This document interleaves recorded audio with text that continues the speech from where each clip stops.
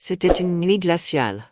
Le vent sifflait entre les arbres tordus de la forêt de Ravmore, un endroit que personne n'osait visiter après le coucher du soleil. On racontait que la forêt était maudite, hantée par d'anciennes créatures. Pourtant, ce soir-là, un jeune homme, nommé Jules, un aventurier un peu naïf, s'y était aventuré à la recherche d'un trésor légendaire caché dans les bois.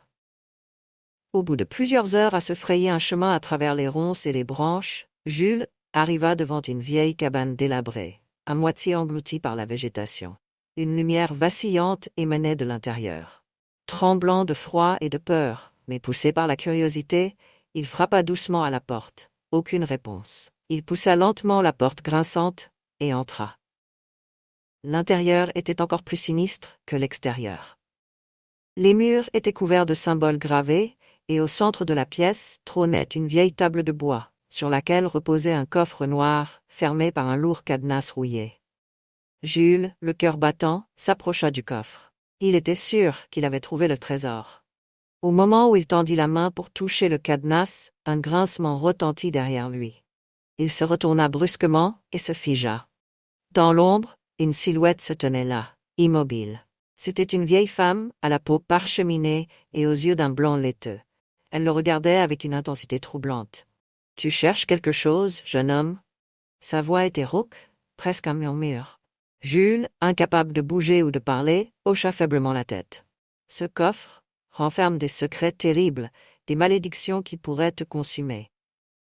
Es-tu prêt à en payer le prix ?» continua-t-elle, s'avançant lentement vers lui. Tétanisé par la peur, Jules ne savait plus quoi répondre. La vieille femme éclata soudain d'un rire glacial, tandis qu'elle levait une main tremblante au-dessus du coffre. « Très bien. Tu as choisi ton destin. » Dans un fracas assourdissant, le cadenas tomba et le couvercle du coffre s'ouvrit d'un coup. Jules s'attendait à voir quelque chose de terrifiant. Des spectres, des malédictions ou pire encore. Mais à l'intérieur, il n'y avait qu'un petit objet métallique brillant. En se penchant, il réalisa qu'il s'agissait d'un simple sifflet. La vieille femme le regarda et avec un sourire malicieux dit « Voilà ton trésor. Un sifflet enchanté. » Interloqué, Jules s'empara du sifflet et souffla dedans. Rien ne se passa. Pas de magie, pas d'explosion, pas de créature fantastique. Juste un son aigu et ridicule qui résonna dans toute la cabane. La vieille femme éclata de rire, un rire si fort qu'elle tomba presque par terre. « Tu viens de réveiller mon chat, » dit-elle, tout en continuant de rire. Et là, un gros chat noir, rond comme un ballon de foot, surgit d'un coin de la pièce et bondit devant Jules en ronronnant bruyamment. Jules, abasourdi, se mit à rire aussi.